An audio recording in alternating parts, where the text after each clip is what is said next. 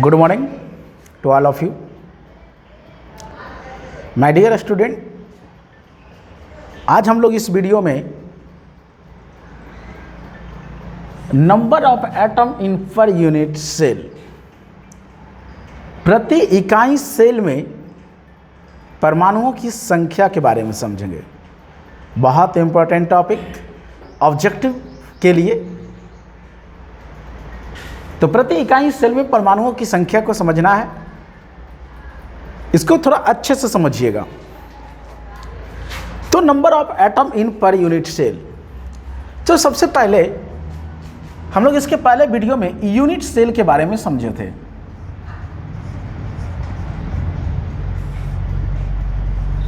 Unit cell होता क्या है? तो अगर हम लोग यूनिट सेल की बात करें तो कहता है क्रिस्टल जालक का लघुत्तम भाग को यूनिट सेल या इकाई सेल कहते हैं। Smallest parts of crystal lattice is called unit cell. इस तरह से ये स्मॉलेस्ट पार्ट है,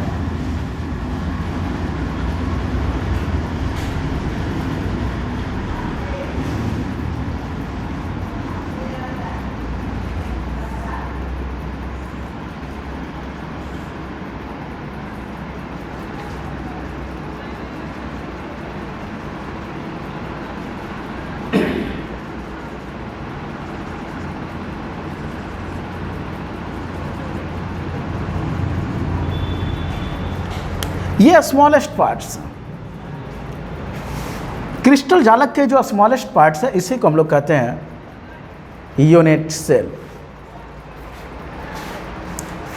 और इस इकाई सेल में ये जो दिख रहा है ये अवयवी कण है, और ये अवयवी कणों की जो ये स्थिति है जिस पर अवयवी कण व्यवस्थित होते हैं उस बिंदु को हम लोग जालक बिंदु कहते हैं।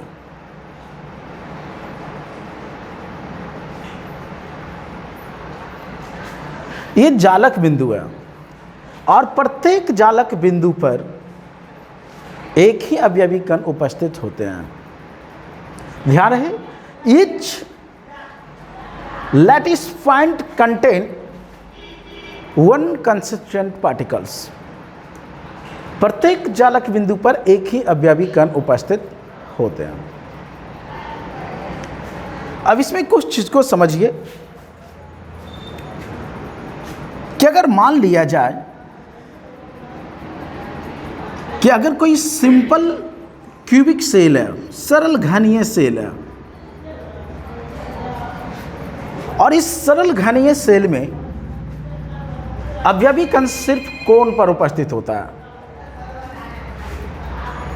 तो यदि अवयवी कण सिर्फ कॉर्नर पर उपस्थित है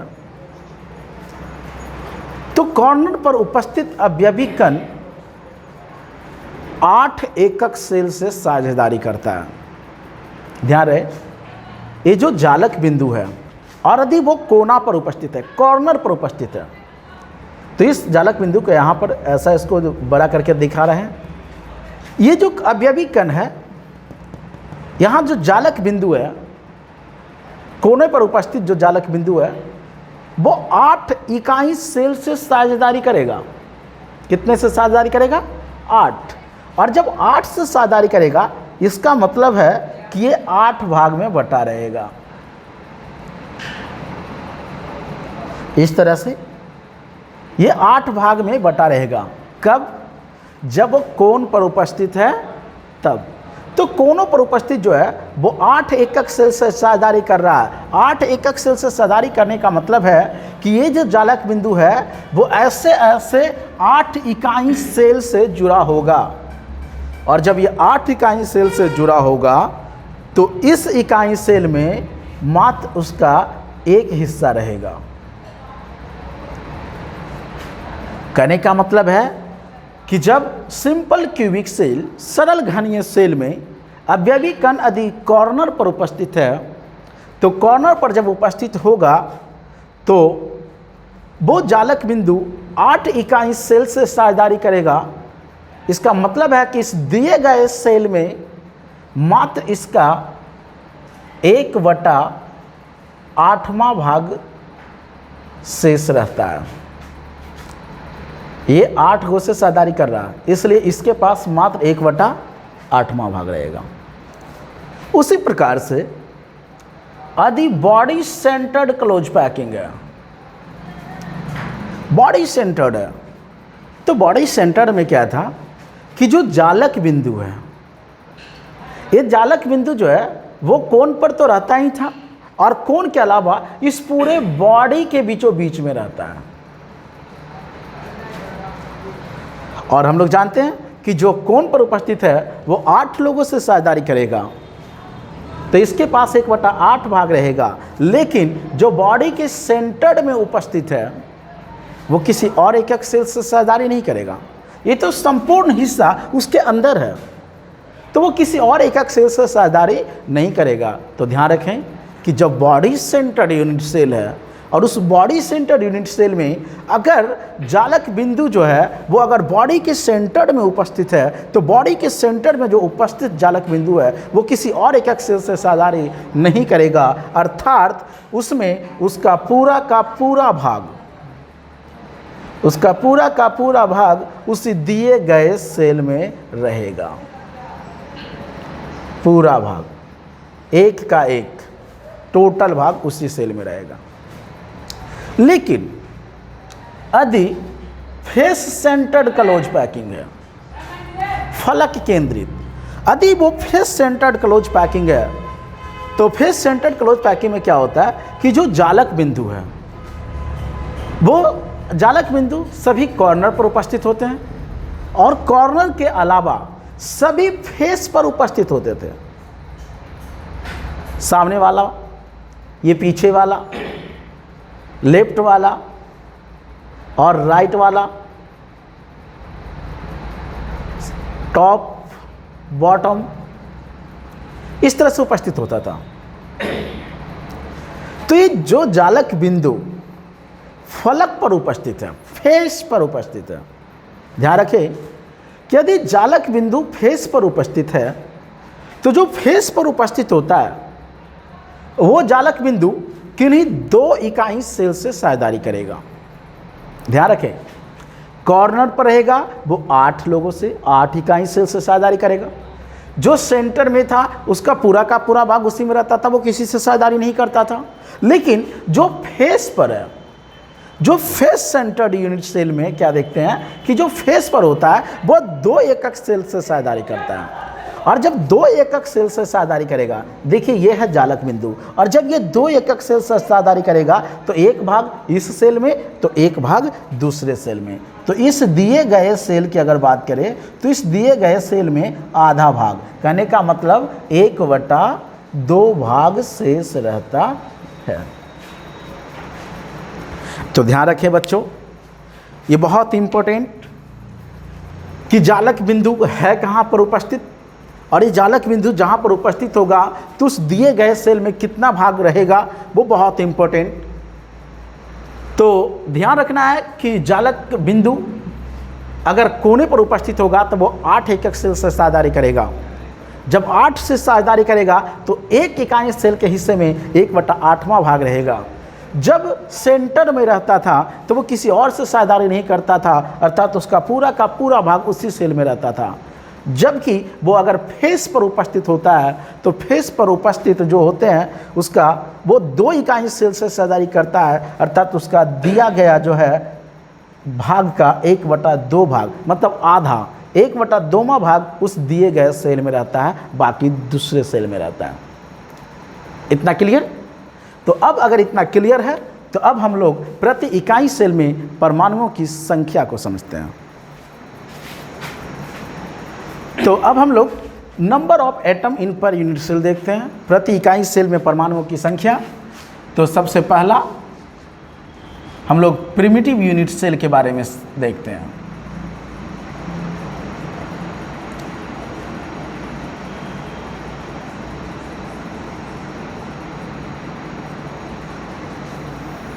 तो प्रिमिटिव यूनिट सेल होता क्या था, तो देखना है कि वैसा सेल जिसमें अवयवी कण सिर्फ कॉर्नर पर उपस्थित होते हैं। अवयवी कण सिर्फ कॉर्नर पर उपस्थित होता है, तो उसको हम लोग कहते हैं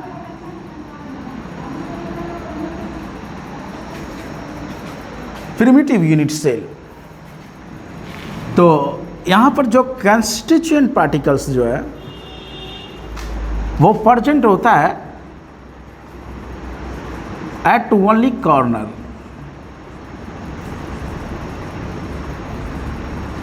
केवल कोने पर उपस्थित होता है। और कितने होते हैं? तो कंस्टिट्यूएंट पार्टिकल्स जो होते हैं वो 8 होते हैं, और ये 8 सिर्फ कॉर्नर पर उपस्थित है। तो अगर इसमें हम लोग नंबर ऑफ एटम की बात करें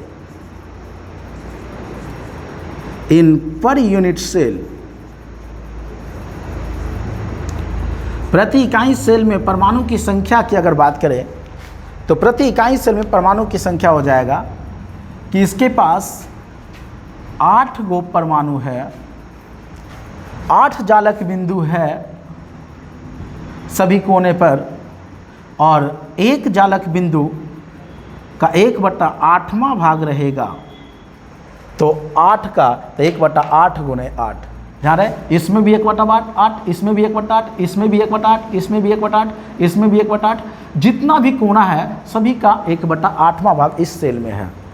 तो 1 का 1/8, तो इसलिए 8 कोने होते हैं, तो 1/8 गुने 8, और इस तरह से ये हो गया कैंसिल, और इसमें आ गया number of atom in per unit cell is equal to 1।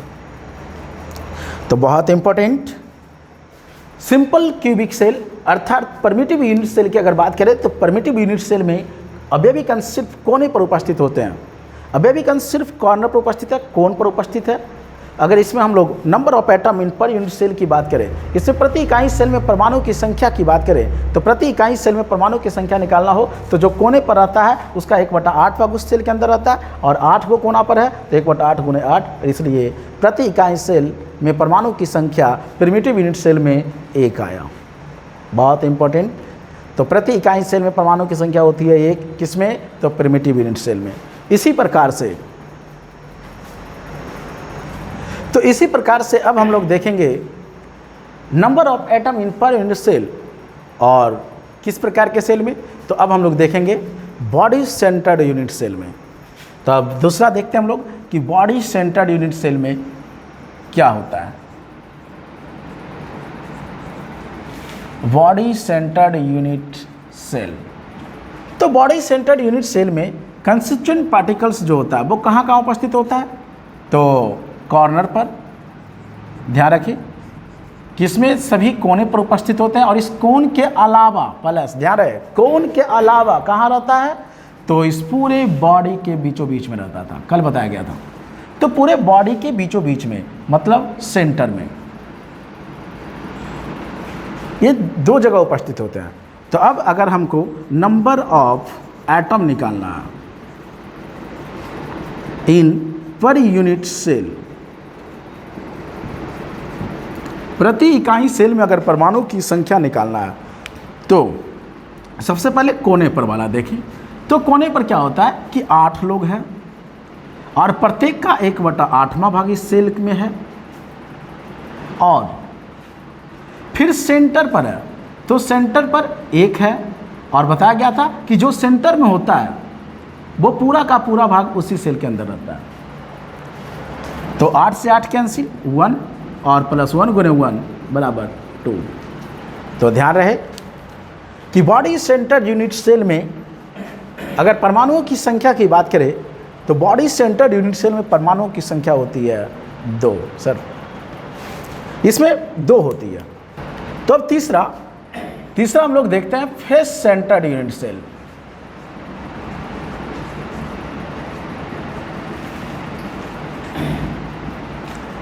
तो अगर फेस सेंटर्ड यूनिट सेल की बात करें तो फेस सेंटर्ड यूनिट में कंस्टिट्यूएंट पार्टिकल्स कहाँ होता है? तो ध्यान रहे, सबसे पहले कॉर्नर पर उपस्थित होता है, और फिर कॉर्नर के अलावा सभी फेस पर उपस्थित होता था। ध्यान रहे, सामने वाला फेस पर, पीछे वाला फेस पर, ऊपर वाला फेस पर, नीचे वाला फेस पर, फिर लेफ्ट वाला फेस पर और राइट वाला फेस पर। तो कॉर्नर पर भी रहता था और फेस सेंटर पर भी होता था। तो अब अगर नंबर ऑफ एटम निकालना है,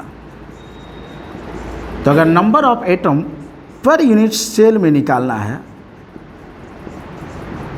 तो प्रति इकाई सेल में अगर परमाणु की संख्या की बात करें, तो प्रति इकाई सेल में परमाणु की संख्या की देखिए कॉर्नर पर है, ध्यान रहे कॉर्नर पर सबसे पहले। तो कॉर्नर पर वाला जानते हैं कि 1/8 भाग उस सेल के अंदर रहता है। तो 1 का 1/8, लेकिन कोने पर है के गो, तो 8 गो, तो 1/8 का 8 भाग, 8 का 1/8वां भाग। और दूसरा फेस सेंटर को जोड़ना है, तो फेस सेंटर बताया गया था कि जो फेस के सेंटर में होता है वो 2 लोगों से साझेदारी करता है, तो सेल में 1/2 भाग रह जाएगा। तो 1/2 और गुने फेस सेंटर पर है कितने, तो 6, 8 से 8 कैंसिल, 2 तिया 6 कैंसिल, 2 तिया 6, 1 + 3 और 3 और 1 4। तो इसमें जो number of atom in per unit cell हुआ वो हो गई 4। तो अगला है इंड सेंटर्ड यूनिट सेल। तो चौथा है इंड सेंटर्ड यूनिट सेल।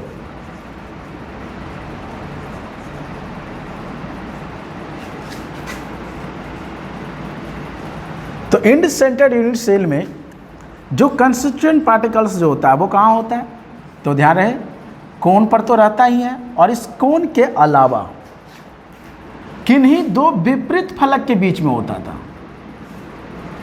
किन्हीं 2 विपरीत फलकों पर होता था। तो अपोजिट सेंटर पर होता है के गो, तो ध्यान रहे 2 अपोजिट